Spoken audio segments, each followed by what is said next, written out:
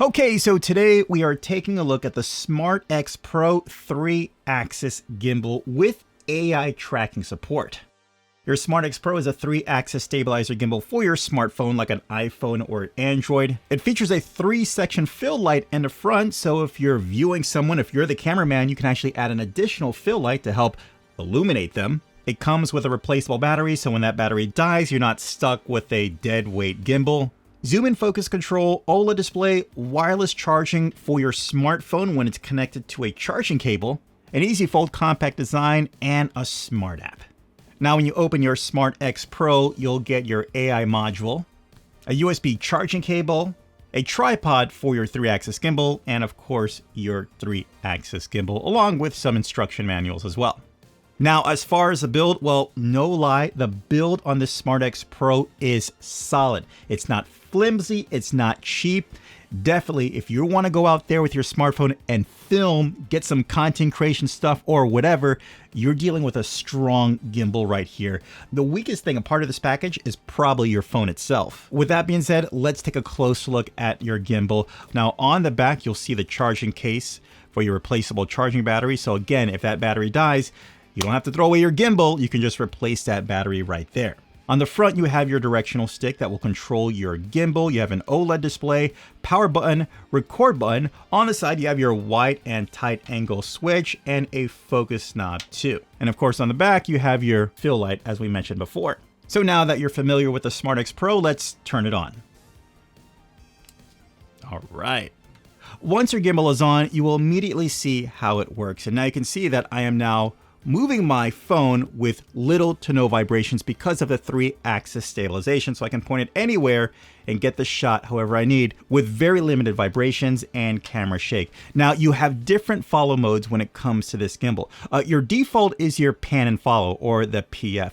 Watch how when I turn it around, you'll see how the camera, when I turn, there's a delayed follow action. So I'll turn and the camera pans delayedly to actually go to the spot where it is. And I'll turn it again, it'll get there. I can do the same thing with the top and also the bottom as well. I can press the stick button again, and that brings me just to a follow mode. And there's a less of a delay in the pan motion. So if I turn it, it'll follow with it a little more faster. I'll press it again and go to a linear mode, and you can see how I'm turning it around, the camera just stays front. So if I wanted to, I could walk to the side and get the shot that way. Even if I'm facing this way, I still get a side shot right there.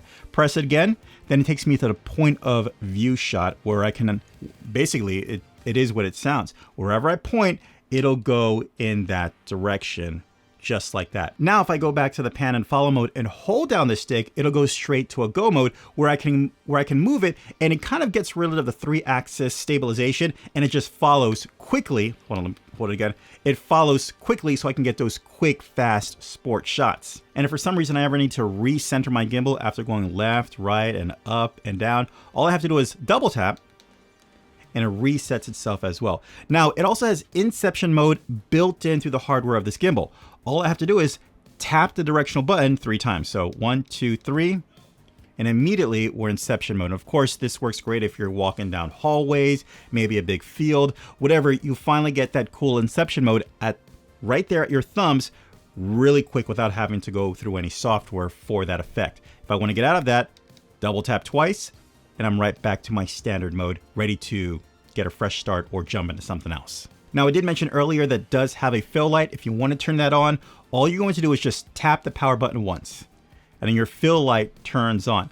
Now, you get 3 levels of intensity. So I'm going to press the power button again, which brings it to a medium intensity. And if I want to go to its highest intensity, I'll press it again for a 3rd time. We have our highest intensity for the fill light. Again, if you're the cameraman and if you need a little extra light for the person you're filming or the subject you're filming, use your fill light. I'll press it again, and the fill light is off.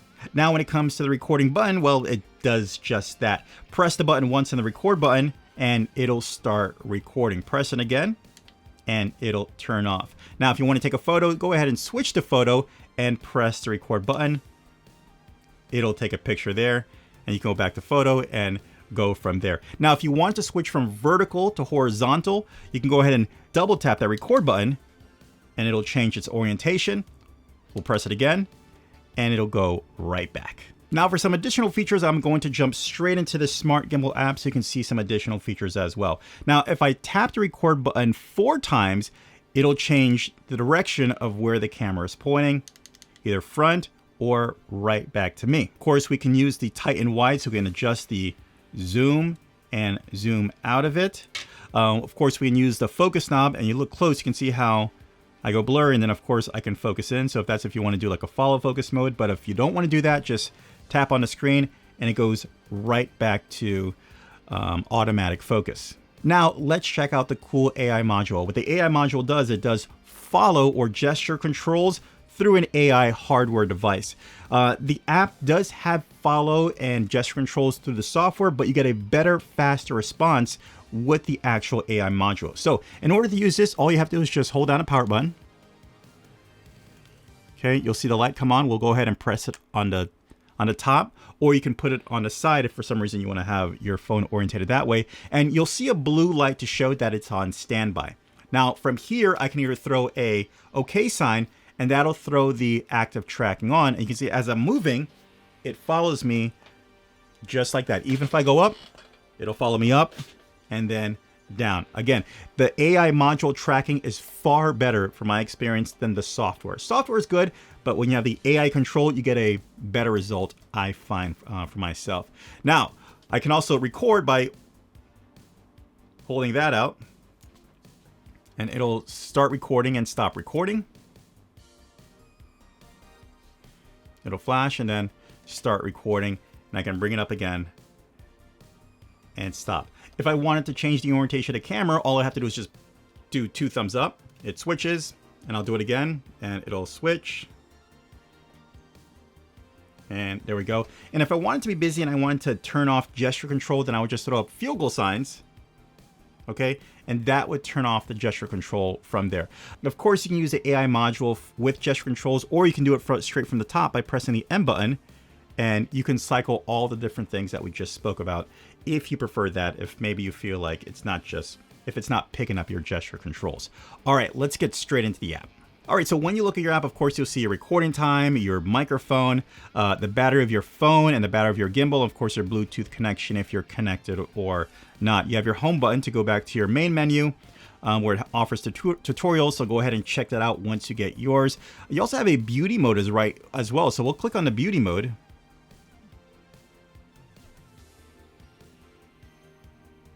Okay, and once the beauty mode is up, you have different sliders here we can change the effect of the beauty look. So we'll go ahead and we'll activate it, and you'll see immediately how my face is already kind of like, it did look a little shift. I can smooth out my skin by adjusting the slider there. At a certain point, it's gonna look super fake, so go ahead and try out just enough what you need to kind of clean up any blemishes the way you may feel. Then you can either whiten the image,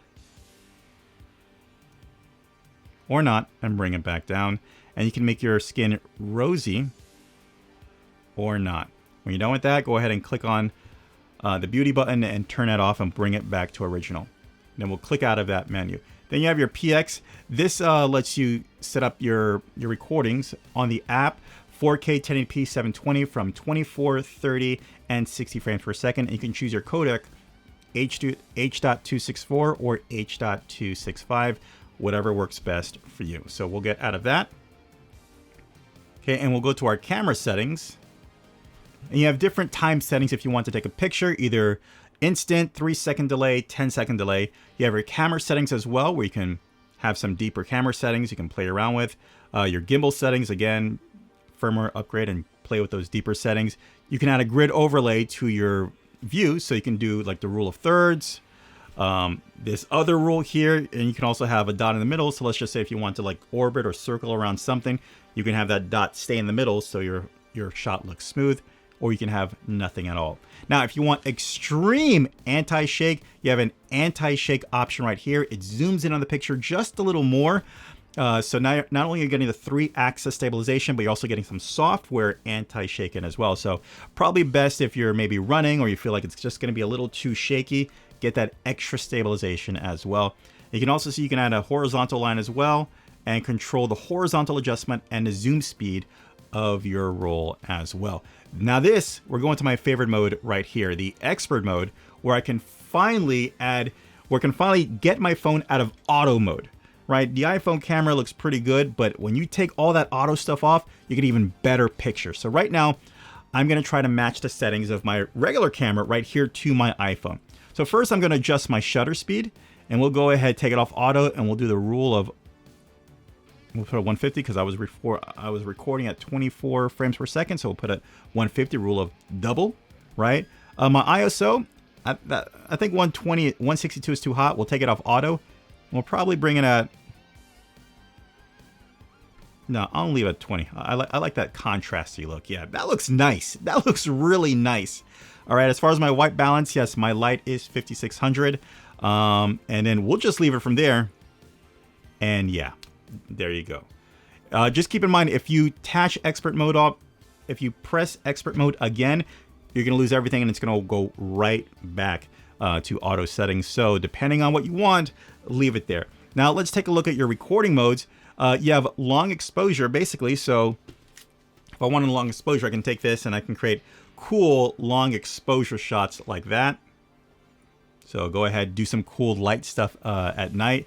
You have your trajectory delay, so go ahead, go out, find some cool landscape shots. Pick your first direction and go ahead, set it there. Pick your next direction and then set it there. And then go ahead, pick all the different places that you want to stop, at least 2, and then press next step and watch how it takes that trajectory camera movement from there. Then you can go to time lapse, same thing. Catch some cool time lapse of clouds, rain, whatever. You know what time lapse, how it works. Slow motion, maybe if I don't want to slow down 60 frames per second in my timeline, you know, and then kind of like convert it down, instant slow motion right here that you can do. So check that out. Your standard video, your standard photo, and of course you do panorama to kind of get a nice sense. So let's go ahead and let's do a 3x5. And then we'll press it, and it's going to, and I can see right there, awesome panorama shot right there. Now when it comes to Hitchcock mode, this is really cool. You can get those cool effects of how you're zooming on a subject, but the background kind of feels like it's doing a weird zoom out or zoom in effect, depending on the way you want to do it. Really cool. Try that out so you can get some cool effects. You have Inception mode, where instead of doing Inception from the hardware, you can now do it software-wise. It's just an option. And also you have a move section as well, where it shows you different ways you can get some cool shots with your gimbal. All right, let me give you my final thoughts when it comes to the Smart X Pro. Keep in mind, this is not their first version. This is their updated version, updated hardware, updated software, and also AI as well. And they've done a great job of actually getting better. I found that the AI tracking is a little more stable, a little more faithful, and it's a little sticky. It's a little more sticky as well. As far as the Apple, they just keep on improving that app to make it easier and easier for you. And I really like the build of this. It's solid. It's not going to break. I mean, this is a good piece of hardware. And I love how it gives you examples of how to get some really cool gimbal shots with your smartphone too. All right, guys, that is a Smart X Pro 3-axis gimbal with AI tracking. Really hope this video helped you out. Take care. Bye. As always, I'll leave links in the description down below so you can pick up your own. Hey guys, do me a favor, hit that subscribe button so don't miss out on future videos. Hit that like button if you like this video, and also ding that notification bell so you can be notified for future videos as well. All right, guys, I will see you in the next one. Take care. Bye.